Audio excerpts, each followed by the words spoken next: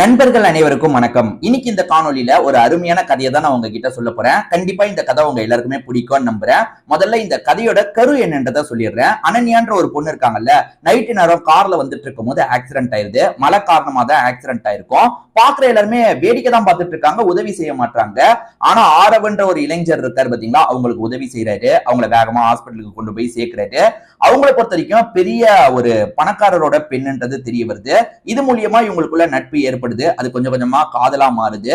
ஆனா அந்த காதல்ல கொஞ்சம் கூட எதிர்பார்க்காத மாதிரி ஒரு பிரச்சனை வருது. என்ன பிரச்சனை, அதுக்கப்புறம் கை குடிச்சா இல்லையான்னு சொல்றதுதான் இந்த கதை.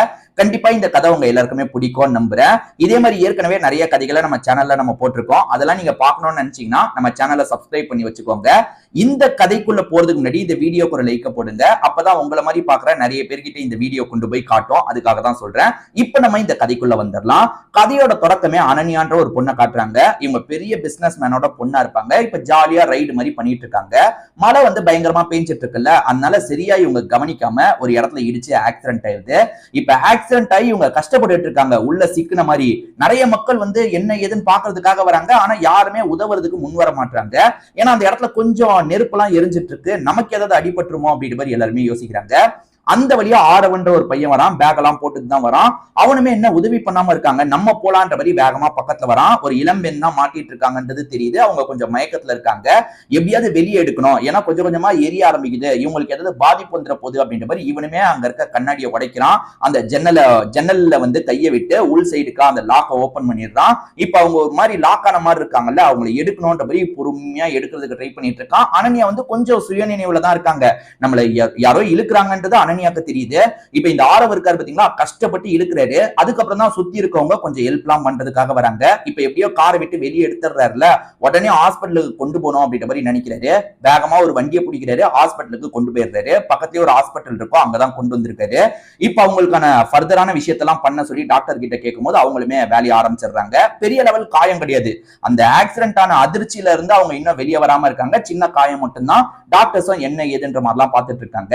அப்பதான் அனன்யாவை பொறுத்த வரைக்கும் பணக்கார வீட்டு பொண்ணுன்றதெல்லாம் தெரிய வருது. ஏன்னா அவங்க டீட்டெயில் எல்லாம் எடுத்து பார்க்கும் போது ஒரு பெரிய பிசினஸ் மேனோட பொண்ணுன்றது தெரிய வருது. சரி கால் பண்ணலான்ற மாதிரி இந்த ஹாஸ்பிட்டல் நிர்வாகத்தை சேர்ந்தவங்களே கால் பண்றாங்க. இந்த மாதிரி நாங்க கால் பண்ணிருக்கோம், அப்பா வந்துருவாருன்ற மாதிரி இவர்கிட்டயும் சொல்றாங்க. ஏன்னா இவர் தானே கொண்டு வந்து சேர்த்தாரு. அதுக்காக ஆரவ் கிட்டயும் சொல்றாங்க. கொஞ்ச நேரத்துல ராஜேஷ் அப்படின்ற அந்த பணக்காரர் வந்துடுறாரு. பொண்ணு ஆரவ் தான் காப்பாத்திருக்காருன்னு தெரிஞ்சோன்னா பயங்கரமா இவருக்கு நன்றி எல்லாம் சொல்லிட்டு இருக்காரு. பரவாயில்ல இருக்கட்டும், சாதாரண விஷயம் தானே, பரவாயில்ல அப்படின்ற மாதிரி இவருமே பேச்சு கொடுத்துட்டு இருக்காரு. பரவாயில்ல நல்ல பையனா இருக்கானே அப்படின்ற மாதிரி அந்த ராஜேஷ்க்கும் இவர் மேல ஒரு நல்ல மரியாதை வருது. பொண்ணு முடிச்சிடுறாங்க. பொண்ணு கிட்ட இவருமே பேசிட்டு இருக்காரு. அதே சமயம் ராஜேஷ் இருக்காருல, இவருக்கு உதவி செய்யணும்ன்ற மாதிரி யோசிக்கிறாரு. ஏன்னா பொண்ணை காப்பாத்திருக்காருல, ராஜேஷுக்கு இருக்கிறது ஒரே பொண்ணு அனன்யா மட்டும்தான். அவங்களோட உயிரியை காப்பாத்தினதுனால இப்ப ராஜேஷை பொறுத்த வரைக்கும் ஆரவுக்கு கொஞ்சம் காசு மாதிரி தந்துட்டு இருக்காரு. ஆனா ஆரவ் மறுக்கிறாரு. இந்த மாதிரி காசு தந்து என்னோட உதவியை நீங்க வந்து அசிங்கப்படுத்தாதீங்க சார்ன்னும் போது, இல்லப்பா நான் அந்த மாதிரி தரல, நீ உதவி பண்ணியேன்னு தர வந்துட்டேன், என்ன மன்னிச்சிருப்பா அப்படின்ற மாதிரி ராஜேஷ் சொல்லும் போது, பரவாயில்ல இருக்கட்டும் சார், நீங்க பொண்ணை பாத்துக்கோங்கன்ற மாதிரி அங்க இருந்து கிளம்பி போறாரு. பரவாயில்ல இந்த காலத்துல இப்படி ஒரு பையனா தந்த காசையே மறுத்துட்டு போறானே அப்படின்ற மாதிரி ராஜேஷ்க்கும் இன்னமும் அவரை பிடிக்க ஆரம்பிச்சிருது. அதே சமயம் அனன்யா வந்து அதெல்லாம் கவனிச்சிருப்பாங்க. அவர் உதவி பண்ணது, யாருமே முன் வராத போது அவர் மட்டும் தைரியமா முன் வந்தது எல்லாமே இவங்க காதுல கொஞ்சம் கேட்டிருக்கோம். ஆனா எக்ஸாக்டா இவங்க ஃபேஸ பாக்குறதுக்குள்ளேயே அவர் கிளம்பி போயிட்டாரு. சோ அடுத்த நாள் அனன்யா காலேஜுக்கு போறாங்க. அந்த காலேஜ்ல பார்த்தா ஆரவ் இருக்காரு. ஆனா ஆரவை உங்களுக்கு கன்ஃபார்மா தெரியல, இவர் தான் நமக்கு உதவி செஞ்சதா அப்படின்றது இவங்களுக்கு கன்ஃபார்மா தெரியல. இவங்களை பொறுத்த வரைக்கும் வந்து ஆக்சிடென்ட் ஆனது, இவங்க அங்க இருந்து மீண்டு வந்தது எல்லாமே வந்து இவங்களோட ஃப்ரெண்ட் ஒருத்தவங்களுக்கு தெரியும். அந்த ஃப்ரெண்டு வந்து அங்க வச்சு ஆரவை பார்த்திருப்பாங்க. ஏன்னா ஃப்ரெண்டு ஹாஸ்பிட்டலுக்கு வரும்போது தான் ஆரவ் கிளம்பி இருப்பாரு. இவன் தாண்டி உனக்கு உதவி பண்ணுது அப்படின்ற மாதிரி அவனை காட்டும் போது அவருமே இப்பதான் காலேஜ்ல ஜாயின் பண்றாரு போல. இவங்களுமே இப்பதான் ஜாயின் பண்ணிருக்காங்க. ஒரே கிளாஸ்ல தான் இவங்க இருக்கிற மாதிரி இருக்கு. சோ இவங்களுமே ஆரவ் கிட்ட பேச ஆரம்பிக்கிறாங்க. அதாவது ஆரவா வந்து பேசுவாரன்றதுக்காக பாக்குறாங்க. ஏன்னா வந்து ஆரவ் உதவி செஞ்சிருக்காருல, அதெல்லாம் வச்சு பேசுவாருன்ற மாதிரி அனன்யா நினைச்சிருப்பாங்க. ஆனா ஆரவ் வந்து பேசவே மாட்டாரு. அவங்களுக்கு நம்மள தெரியல போல, பரவாயில்ல இருக்கட்டும் அப்படின்ற மாதிரி நார்மலா இருக்காரு. ஆனா வந்து ஒரு ஸ்டேஜ்ல ஃப்ரெண்டு சொல்லி இவங்களே போய் பேசிடுறாங்க. என்ன சொல்றாங்கன்னா, எனக்கு நீங்க தான் என்ன காப்பாத்தீங்கன்றது எனக்கு தெரிஞ்சது, ஃப்ரெண்டு சொல்லி தான் எனக்கு தெரிஞ்சது, ரொம்ப நன்றி அப்படின்ற மாதிரிலாம் சொல்லிட்டு இருக்காங்க. பரவாயில்ல இருக்கட்டும் அப்படின்ற மாதிரி இவருமே சொல்றாரு. இப்ப எல்லாருமே ஒவ்வொரு இடம் முடிவு பண்ணி உட்காருவாங்க பாத்தீங்களா, அந்த மாதிரி இவர் உட்கார்றதுக்கு கொஞ்சம் பக்கத்துல தான் இவங்களுமே இடத்த பிடிக்கிறாங்க. சோ இவர்கிட்ட கொஞ்சம் கொஞ்சமா பழக ஆரம்பிக்கிறாங்க. ஆரவ பொறுத்த வரைக்கும் படிப்புல ரொம்ப கெட்டிக்காரரா இருக்காரு, மேற்படிப்பா தான் இந்த விஷயத்த படிக்கிறாரு. இவங்களை பொறுத்த வரைக்கும் இவங்களுமே மேல் படிப்புக்காக தான் இங்க வந்திருப்பாங்க, அதே மாதிரி தான் அவரும் வந்திருக்காரு. ரெண்டு பேருமே ரொம்ப க்ளோஸ் ஆயிடுறாங்க. போக போக வந்து நட்பு ரீதியா பழகிட்டு இருக்கவங்க அதை தாண்டி ஒரு கட்டத்துக்கும் போக ஆரம்பிக்கிறாங்க. ஏன்னா எப்ப பாரு இவங்களே தான் சேர்ந்து இருக்காங்க. அதாவது வந்து அவர் நல்லா படிக்கிறாரு, அவர்கிட்ட இருந்து நிறைய விஷயங்கள் எல்லாம் இவங்க கேட்டு தெரிஞ்சுக்க ஆரம்பிக்கிறாங்க. பிரச்சனை என்னன்னு பாத்தீங்கன்னா, ஆரவ பொறுத்த வரைக்கும் ஒரு சாதாரண வீட்டு பையனா இருப்பாரு. அதனால இவங்க கூட சுத்துறது வந்து சரியா இருக்குமா, அது சரியா இருக்காது அப்படின்ற மாதிரி எல்லாம் யோசிச்சுட்டு இருக்காரு. கொஞ்சம் இவர் வந்து அப்படியே வந்து அவாய்ட் பண்றதுக்கு பாக்குறாரு. இவங்களை விட்டு நம்ம விலகி போயிடலாம், இதெல்லாம் செட் ஆகாது, நாளை பின்ன ஏதாவது பிரச்சனை வந்துட போகுது அப்படின்ற மாதிரி எல்லாம் யோசிக்கிறாரு. ஆனா அனன்யாவை பொறுத்த வரைக்கும் இவர் கூட விரும்பி பழகிட்டு இருக்காங்க, உன்னை எனக்கு பிடிச்சிருக்குன்றத அப்பப்ப சொல்லிட்டு இருக்காங்க.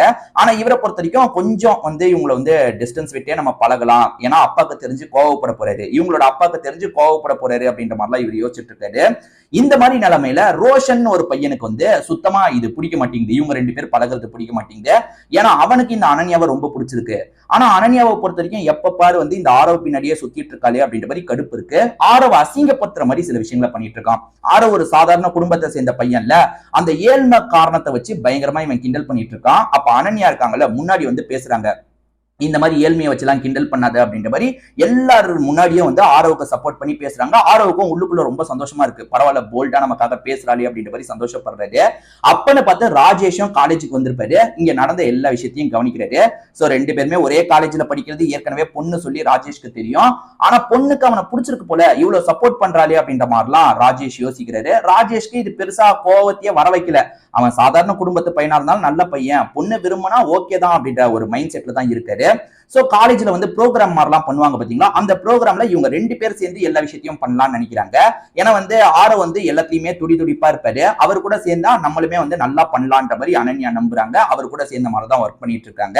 ஜென்ரலா பேசும்போது ஆரோ அடிக்கடி என்ன சொல்றாருன்னா, என்ன பொறுத்த வரைக்கும் வந்து யூபிஎஸ்சி எக்ஸாமை கிளியர் பண்ணிட்டு எப்படியாவது ஒரு பெரிய ஆபீசரா மாறணும்னு ஆசைன்ற மாதிரி அடிக்கடி சொல்லுவாரு. கவலைப்படாத நீ ஆயிடுவன்ற மாதிரி இவங்களுமே மோட்டிவேட் பண்ற மாதிரிலாம் சொல்லிட்டு இருப்பாங்க.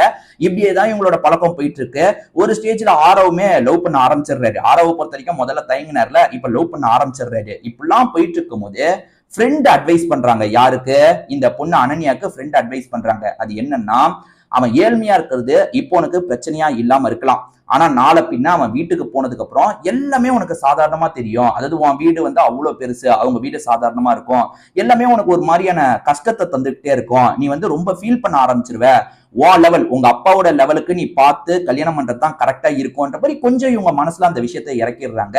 இவங்க அதை இவ்வளவு நாள் யோசிச்சிருக்கவே மாட்டாங்க. காதல் பண்றோம், இப்ப ஆரவன் நமக்கு பிடிச்சிருக்கு, நல்லவனா இருக்கான், அதே மாதிரி வந்து நம்மள நல்லபடியா பாத்துக்கிறான் அப்படின்ற மாதிரி யோசிச்சவங்களுக்கு இப்ப வந்து ஆமால அவன் வசதி கம்மி இல்ல, நாளை பின்ன நம்மளுக்கு ஏதாவது அசௌகரியம் வருமா, நம்ம அப்பா லெவலுக்கு இவன் பாத்துக்க முடியாது இல்ல, என்ன பண்றது அப்படின்ற மாதிரி இவங்களுக்குள்ள ஒரு தயக்கம் எழ ஆரம்பிச்சிருது. இவ்வளவு நாள் க்ளோஸா பழகினவங்க இப்ப கொஞ்சம் டிஸ்டன்ஸ் விட்டு பழக ஆரம்பிக்கிறாங்க. ஆரோவுக்கு ஒண்ணுமே புரியல, இப்பதான் நம்ம பதிலுக்கு க்ளோஸா பழக ஆரம்பிச்சோம், அதுக்குள்ள இவ வேலைக்கு போற மாதிரி இருக்கே, என்னன்றதை கேட்டலாம் அப்படின்ற மாதிரி பேச ஆரம்பிக்கிறாரு. நான் உன்னை லவ் பண்றேன், நீ என்ன லவ் பண்றல அப்படின்னு கேட்கும் போது, இல்ல ஆரவ் நமக்குள்ள அது செட் ஆகாது, ஏன்னா வந்து என்னோட லெவல் வேறையா இருக்கு, உன்னோட லெவல் வேறையா இருக்கு, நீ வந்து எப்படியாவது வந்து ஆபீசர் ஆகணும்னு நினைக்கிறல்ல, நீ அதுல கான்சென்ட்ரேட் பண்ணு, அதுதான் உனக்கு கரெக்டா இருக்கும்ன்ற மாதிரி சொல்றாங்க. ஆரோ உள்ளுக்குள்ள உடஞ்சு போயிடுறாரு. ஏன்னா நேரடியா அவங்க என்னைக்குமே லவ் பண்ணதா சொல்லியிருக்க மாட்டாங்க, சும்மா வந்து உன்னை எனக்கு பிடிக்கும், உன்னை எனக்கு பிடிக்கும் தான் சொல்லியிருப்பாங்களே தவிர நான் உன்னை லவ் பண்றேன், உன்னை கல்யாணம் பண்ணிக்கிறேன்னு வாக்குறுதி எல்லாம் தந்திருக்க மாட்டாங்க. திடீர்னு இப்படி சொன்னது ஆரோவுக்கு கஷ்டமா போயிருது, என்ன திடீர்னு இப்படி சொல்லிட்டான்ற மாதிரி உள்ளுக்குள்ள உடஞ்சிடுறாரு. அதை வெளியே காமிச்சிக்க மாட்டாரு. நீ நினைக்கிறது தான் கரெக்ட், அதாவது உன் லெவலுக்கும் என் லெவலுக்கும் செட் ஆகாது, நம்ம காலேஜ் முடிக்க போறோம், இதுக்கப்புறம் நம்ம வந்து சந்திக்கிற நேரம் வந்தா சந்திப்போம், இல்ல அப்பப்ப போன்ல பேசி போன்ற மாதிரி ஓரளவுக்கு நாகரிகமா அவங்கள தவிர்த்துட்டு இங்க இருந்து கிளம்புறாரு. இவங்களை பொறுத்த வரைக்கும் நம்ம சரியான முடிவை தான் எடுத்துமா இல்ல தப்பான முடிவை எடுத்துமா, ஃப்ரெண்டு பேச்சை கேட்டு நம்ம கொஞ்சம் குழம்பிட்டுமா அப்படின்ற மாதிரி அனன்யாக்குள்ள நிறைய விஷயங்கள் ஓடிட்டு இருக்கு. ஏன்னா அனன்யாக்கு ஸ்டார்டிங்ல இருந்தே அவரை பிடிச்சதுக்கு காரணம் என்னன்னா, அவர் வந்து மத்தவங்க எல்லாம் தயங்கும் போது கூட முன்னாடி வந்து காப்பாத்தினாரு அப்படின்ற மாதிரி ஒரு எண்ணம் வந்திருக்கும். இதை தாண்டி பழகுறதும் நல்லா தான் பழகுவாரு. இப்ப பிரச்சனை என்னன்னா, அவர் வந்து பணக்காரர் இல்லன்றது மட்டும் தான் பிரச்சனை, அதுவும் அப்பாவுக்கு பிரச்சனை இல்லன்றதும் உங்களுக்கு தெரியுது. ஏன்னா அப்பாவை பொறுத்த வரைக்கும் அவன் நல்லவமா, அவன் கூட நீ பழகிட்டு இருக்கிறத பார்த்தன்ற மாதிரி நல்ல விதமா தான் சொல்லியிருப்பாரு. இவங்களுக்கு ஒரு செகண்ட் ஒப்பீனியன் வந்துருச்சு இல்ல, அதனால இவங்களுமே வந்து நம்ம சரியான முடிவு தான் எடுத்துமா இல்லையான்னு யோசிச்சுட்டு இருக்காங்க. அடுத்தடுத்த விஷயங்கள்ல இவங்க பிஸி ஆயிடுறாங்க. அப்பாவை பொறுத்த வரைக்கும் பெரிய பணக்காரரு, நிறைய பிசினஸ் பண்றதா சொன்ன பாத்தீங்களா, அந்த பிசினஸ் மேனேஜ் பண்ற விஷயத்தெல்லாம் இவங்க பண்ணிட்டு இருக்காங்க. இன்னொன்னு பக்கம் ஆரவ பொறுத்த வரைக்கும் அவரோட கனவை நோக்கி ஓடிட்டு இருக்காரு. எப்படியாவது எக்ஸாமை கிளியர் பண்ணணும்னு நினைச்சாரு பாத்தீங்களா, கஷ்டப்பட்டு கான்சென்ட்ரேட் பண்ணி நிறைய ப்ரிப்பேர்லாம் பண்றாரு. ஒரு ஸ்டேஜ்ல அவர் நினைச்ச மாதிரி எக்ஸாமை கிளியர் பண்ணிடுறாரு. நல்ல லெவல் ஆபீசரா மாறிடுறாரு. பரவாயில்ல, நம்ம லைஃப்ல நம்ம நினைச்ச விஷயத்த பண்ணிட்டோன்ற மாதிரி சந்தோஷமா இருக்கு. இப்ப அந்த பொசிஷனுக்கு வந்தோன்னே அவரோட பொருளாதார நிலையெல்லாம் மாற ஆரம்பிக்குது. ஏன்னா அவருக்குமே நிறைய சம்பளம் கிடைக்குது. அவரோட குடும்பம் இப்ப கொஞ்சம் வளர்ச்சி அடையறாங்க. இவருமே ரொம்ப சந்தோஷமா இருக்காரு. நம்ம நினைச்ச எல்லாத்தையும் பேரண்ட்ஸ்க்காக பண்ண முடியுதுன்ற மாதிரிலாம் சந்தோஷப்பட்டு இருக்காரு. ஏறக்குறைய இந்த ப்ராசஸ்ல ஒரு 3 வருஷம் ஓடி இருக்கும். அனன்யாவை பொறுத்த வரைக்கும் அடுத்தடுத்த மாப்பிளைய பார்க்க ஆரம்பிச்சிருப்பாங்க. ஆனா யார் கூடயும் இவங்களுக்கு செட்டே ஆகாது. இப்ப மாப்பிளைய பாக்குறாங்கன்னா கொஞ்சம் பேசி பழகலாம் ட்ரை பண்ணுவாங்க பாத்தீங்களா, அந்த மாதிரி டேட்டுக்காக மாப்பிள்ளைங்க கூட போகும்போது யாரை பார்த்தாலும் ஆரவ பாக்குற மாதிரியே ஒரு விஷயம் தான் இவங்களுக்கு வருது. இல்ல நம்ம லைஃப்க்கு ஆரவ் தான் சரி போல, நம்ம தப்பு பண்ணிட்டோன்ற மாதிரி இவங்க யோசிக்க ஆரம்பிக்கிறாங்க. அப்பவுமே என்னமா உனக்கு பிரச்சனை அப்படின்னு கேட்கும்போது, இல்லப்பா நான் ஆரவ மிஸ் பண்ணிருக்க கூடாதுன்னு நினைக்கிறேன் அப்படின்ற மாதிரிலாம் புலம்பிட்டு இருக்காங்க. சரிம்மா ஆரவ போய் பாரு, எங்க இருந்தாலும் தேடி கண்டுபிடி அப்படின்ற மாதிரி சொல்லும் போது இவங்களுமே தேடி கண்டுபிடிச்சிடுறாங்க. அப்பதான் அவர் ஒரு பெரிய ஆபீசரா மாறி இருக்கிறது இவங்களுக்கு தெரிய வருது. இவங்களுமே பயங்கரமா சந்தோஷப்படுறாங்க. ஏன்னா அப்ப அவர் இருந்த ரேஞ்சுக்கும் இப்ப இருக்கிற ரேஞ்சுக்கும் நிறைய மாற்றம் இருக்கு. இன்னமும் இவங்க அளவுக்கு பணக்காரரா மாறல, ஆனா பரவாயில்லையே இந்த அளவுக்கு அவன் நினைச்சதை பண்ணிட்டானே அப்படின்ற மாதிரிலாம் யோசிக்கிறாங்க, சந்தோஷப்படுறாங்க. இப்ப ஆரவ் கிட்ட இத்தனை வருஷம் மீட் பண்ணாம இருந்ததை காமிச்சுக்காத மாதிரி சகஜமா பேச ஆரம்பிக்கிறாங்க. எப்படி இருக்கு ஆரவ், நல்லா இருக்கியா அப்படின்ற மாதிரி சகஜமா பேசிட்டு இருக்காங்க. ஆரவும் பெருசா எடுத்துக்க மாட்டாரு, அவங்க கிட்ட நார்மலா பேசிட்டு இருக்காரு. இப்படி பேசிக்கிட்டே இருக்கும் போது எனக்கு அடுத்தடுத்து நிறைய வரன் பார்த்தாங்க. ஆனா எந்த மாப்பிளையும் எனக்கு பெருசா பிடிக்கல. நான் உன்னதான் லவ் பண்றேன்னு நினைக்கிறேன், நான் உன்னை லவ் பண்றேன், நீ என்னை ஏத்துக்குப்பியா அப்படின்ற மாதிரி கேட்கும் போது ஆரவ பொறுத்த வரைக்கும் இதுல விருப்பமே கிடையாது. ஏன்னா அந்த டைம் பயங்கரமா லவ் பண்ணாரு. இவங்களுமே லவ் தான் பண்ணாங்க. ஆனா கடைசி நேரத்துல என்னென்னமோ சொல்லி இவரை கழட்டி விட்டாங்கல்ல, இது இவரோட மைண்டுக்குள்ள ஓடிக்கிட்டே தான் இருக்கு. இவர் என்ன சொல்றாருன்னா, இல்ல எனக்கு விருப்பம் கிடையாது, என்ன பொறுத்த வரைக்கும் கரியர்ல அடுத்த லெவலுக்கு போகணும்னு நினைக்கிறேன், அடுத்தடுத்த பொசிஷனுக்கு நான் போகணும், என் வேலையை சிறப்பா செய்யணும், இப்ப என்னோட கான்சென்ட்ரேஷன் முழுக்க அதுலதான் இருக்கு, கல்யாணத்தை பத்தி நான் யோசிக்கிறதுக்கு எப்படியும் இன்னும் 2-3 வருஷம் ஆயிடும், நம்ம ஃப்ரெண்ட்ஸா பழகலாம், இந்த லவ் கிவ் கல்யாணம்லாம் நமக்கு செட் ஆகாது அப்படின்ற மாதிரி சொல்லிடுறாரு. அனன்யாவும் இதை கேட்டு உடஞ்சு போயிடுறாங்க. நம்ம அப்ப பண்ணதை மனசுல வச்சுதான் இப்படி பண்றான்றது தெரியுது. ஆனா எதுவும் கேட்டுக்கவும் முடியல. ஏன்னா அப்ப இவங்க இவங்களோட மைண்ட்ல ஓடுனதை வச்சு ஃப்ரெண்டு கேட்டது, அதாவது ஃப்ரெண்டு சொன்னதை வச்சு இவங்க ஒரு முடிவு எடுத்தாங்கல்ல, அந்த மாதிரி இப்ப அவர் முடிவு எடுக்கிறாரு, நம்ம எதுவுமே சொல்லிக்க முடியாதுன்ற மாதிரி சோகமா அங்க இருந்து கிளம்புறாங்க. இவருமே அவங்க போறத ஒரு மாதிரி கஷ்டமா தான் பாக்குறாரு. சே, நம்ம அவ அப்படி வந்தா நம்ம இப்படி பண்ணிட்டுமே, பரவாயில்ல, நம்மள ஒரு காலத்துல அப்படி பண்ணவ தானே, நம்ம பேரண்ட்ஸ் நமக்கான ஒரு பொண்ணை பார்த்து சரியானபடி கல்யாணம் பண்ணி வைப்பாங்க, இப்போதைக்கு நம்ம கரியரை நோக்கி நம்மளோட வேலையெல்லாம் நம்ம செலுத்தலாம் அப்படின்ற மாதிரி இவர் ஒரு முடிவுல இருக்காரு. இதோடயே இந்த கதை முடியுது. இவங்க 2 பேருமே சேராத மாதிரி தான் இந்த கதை முடியுது. இந்த கதை வித்தியாசமா இருக்கும், கண்டிப்பா உங்களுக்கு பிடிச்சிருக்கும் நம்புறேன்.